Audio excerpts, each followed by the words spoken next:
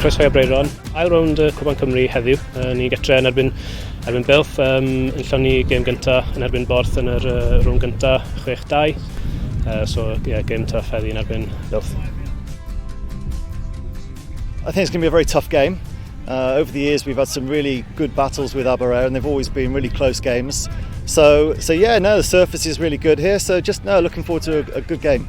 So we're in Tier 4 this year of the restructured league. So we're basically in the same tier as Aberaeron, but they're in the Western Division and we're in the Eastern side.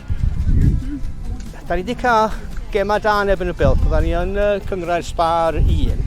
Mae nhw yn dîm sydd wedi cael ei sefydlu dros blynyddoedd maith a da ni'n clwb weddol ifanc yn wedig yn fan yna. Felly, swn i'n dweud, mae'n gêm anodd. Mae'n mynd i fod yn gêm anodd. Ond dwi'n meddwl rown i'n gêm na ydyn nhw.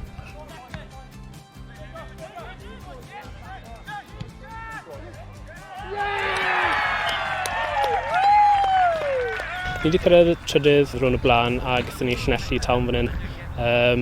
A gyda Lli Trundle up front yn sgwr hat-tricks. A wedyn, oedd y freuddwyd na wedi dod i ben.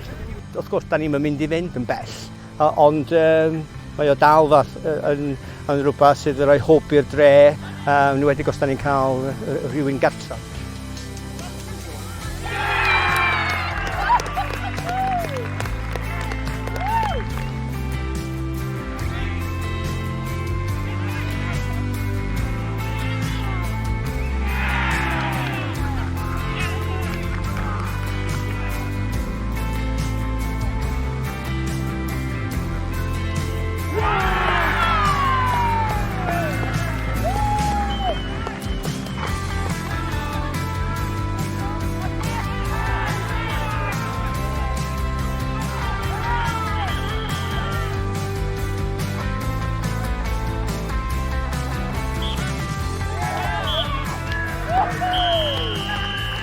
Unbelievable, especially ar ôl nhw sgoro gol just ar ôl hanner amser dod yn ôl i 2-1.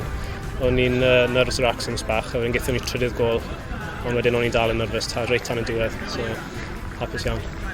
We didn't create enough going forward either, which we need to rectify going forward. But fair play to Aberaeron, they worked really hard, they took their chances, and obviously we wish them well in the next round. Oedd hi'n galed i gwybod beth oedd Bilth, beth oedd dan nhw heddi, ond ni'n dechrau cymryd siap nawr, so hapus iawn hynna.